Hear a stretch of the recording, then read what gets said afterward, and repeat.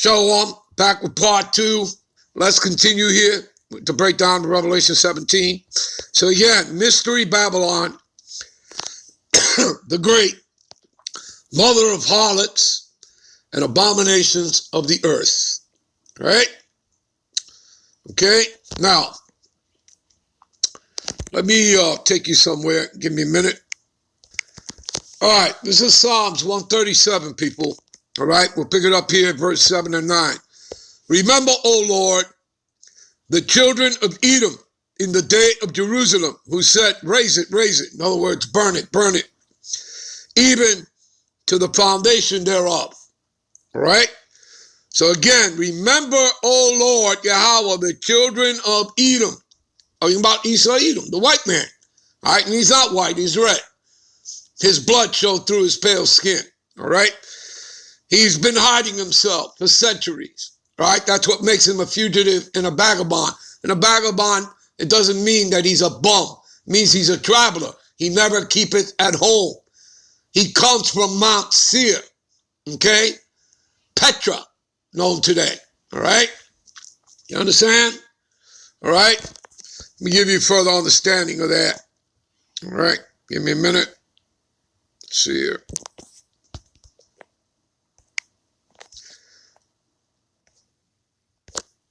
See that right here?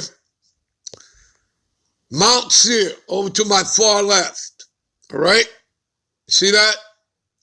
Okay? Also, the Caucasus Mountains of Georgia, Russia. All right? And Caucasus is where you get the word Caucasian from, which means cave dweller. All right? So that's why when you reading in the scriptures, you'll see that, referring to them, who come from the clefts of the rock. Okay? You'll see that constantly throughout the scriptures. All right? Referring to Esau Edom. All right? The white man. Greece, Rome, Spain. See that? Greece, Rome, Spain. France, Germany, Russia, Great Britain, and the United States. See that? And they like to tell you that the Edomites were done away with. See? Liars, are they not? Absolutely. Okay? Because he's the deceiver. He's, the dragon, the old serpent, which is the devil and Satan. Right? That man of sin. Son of perdition, which means destruction. He's the harbinger of death. All right? He was set up to be exactly what he is, the wicked. All right? All right. All right.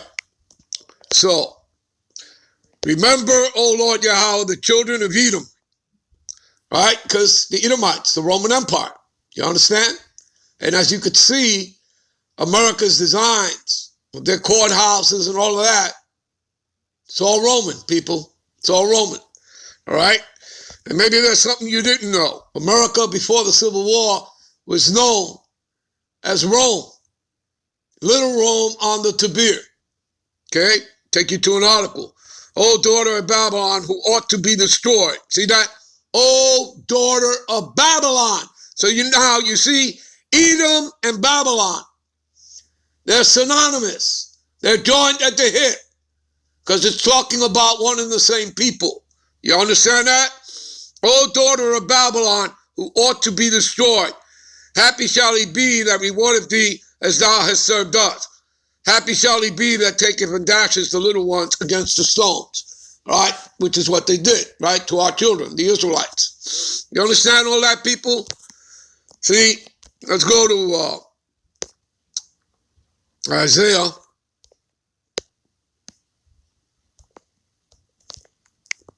47 and 1. What does it say here? Come down and sit in the dust, O virgin daughter of Babylon. See that? We just finished reading over there, right? Psalms 137, Edom and daughter of Babylon, right? So you know what it's talking about. America, Babylon the Great. Sit on the ground, there is no throne, O daughter of the Chaldeans. Another title for her. Because the Chaldeans go back to the Babylonian kingdom. They were the wise men, all right? But they were what? they were into sorcery, witchcraft, enchantments. You understand that, people? And if you read further down in Isaiah chapter 47, it gets into that, all right? It gets into it. As you read down, it starts to talk about it, all right? It says here, and but these two things shall come to thee in a moment, in one day. The loss of children, widowhood. Again, go to Revelations 18. You read about that. It'll tell you that. All right? Talking about America, Babylon the Great. And they shall come upon thee in their perfection for the multitude of thy sorceries. You see that? And that's how America was founded. Your founding fathers were all Freemasons. Okay? And what is it that Albert Pike says? All right? About Freemasonry. It's witchcraft. It's all about sorcery. All right? So they were all into that. You understand? All right? Simple enough? All right, let's get back to Revelation 17, shall we? All right? All right, and I saw the woman drunken with the blood of the saints, all right? With the blood of the martyrs of Yahushua the Mashiach. And when I saw her, I wondered with great admiration. All right, this goes back to Daniel 7:25, 7 and 21. I'll show you that. All right, give me a minute. All right, this is Daniel 7:25. And he shall speak great words against the Most High. Blasphemies. Right? And we read that in Revelation 17. All right? I'll go back and I'll take you over it. All right? And shall wear out the saints. You see that? Wear out the saints, the Israelites, the Negroes, Latinos, and Native Americans, both the northern and the southern kingdom. You understand that, people? All right?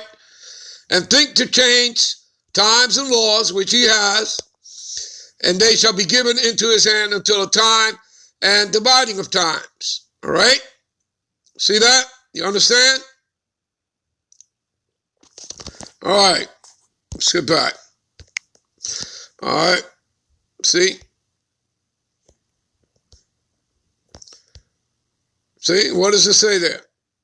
Right? And it says here, and I saw the woman sit upon the scarlet-colored beast full of names and blasphemies. See that?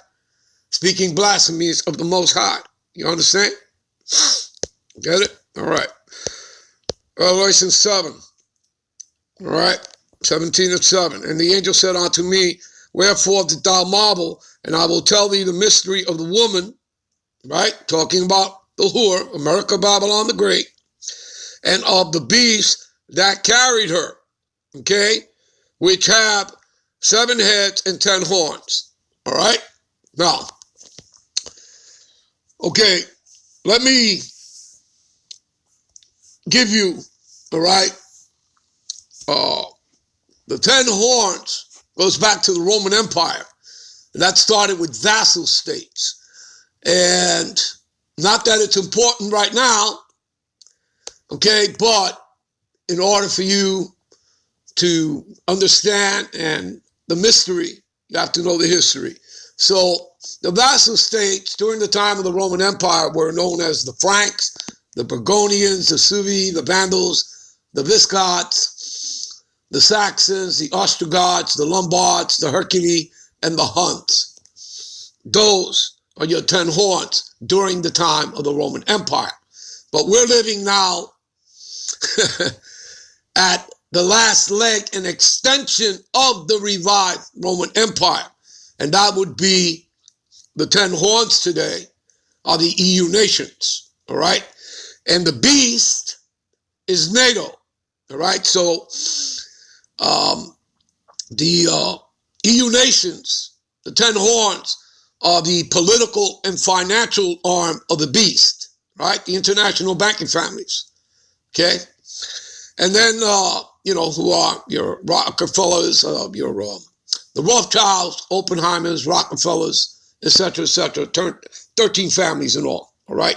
That's your cabal, that's your shadow government, okay? They're the ones that have set up these puppet world leaders and puppet governments, all right?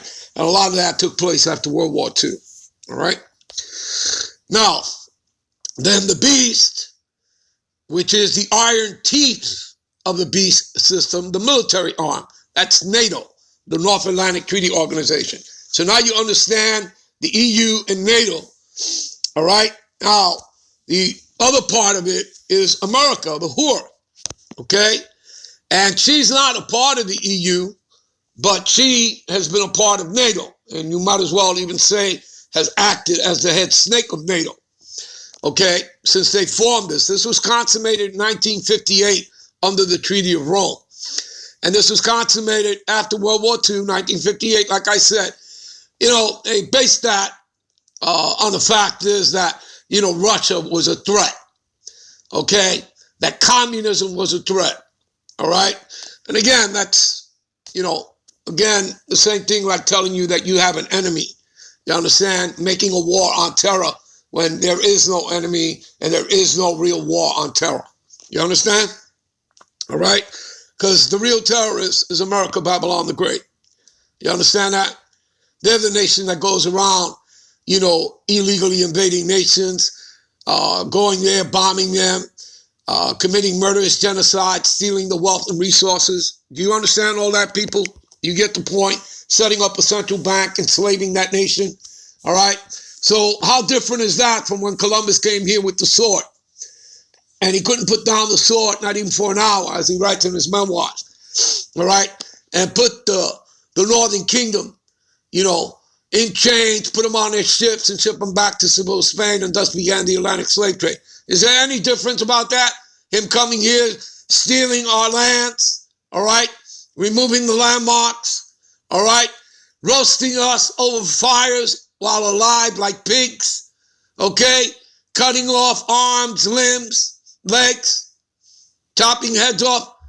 Hello, is there any difference in that? No. Just back then they didn't use bombs to do it, but they still use the sword, which is their blessing. Genesis, go back to Genesis 27:40. That's their blessing. All right. So in the beast that thou sawest was and is not, shall ascend out of the bottomless pit. The bottomless pit is Europe. And go into perdition. Go into perdition means destruction, people. All right? And again, that's what he is. He's the vessel fitted for destruction. You read that in Romans 9:22. All right? Romans 9:21, the Lord breaks it down for you. All right? Have not the potter, who is the Heavenly Father, Yahweh, power over the clay, right? To make one vessel, right? To take of the same lump, meaning the same seed, which comes from Isaac, and that's Yahweh, one of his reincarnation. Those of you who could receive that, okay? One of his many. So, out of Isaac's seed, out of that one lump, to make one vessel unto honor, which would be Jacob, whose name later would be changed to Israel, talking about the Israelites, and making another vessel unto dishonor, which would be Esau, Edom. And later on, it would be the Edomites, his descendants. You understand, people? And the Lord uses the parable, the analogy of the Pharaoh, how he created the Pharaoh, all right? And for what purpose? All right, that he lifted up the Pharaoh in his pride, so that he could destroy him at the end, and in doing so, exalt his name, Yahweh, and his son's name, Yahweh Shai. You people understand all that? Do you get the point? Esau was created for that purpose. The same purpose. You understand? Because America was a part of prophecy, and it had to be fulfilled. She would be the eighth that comes out of the seven, which again, I'll show you that in a minute when we come back, all right, with part 3, all right?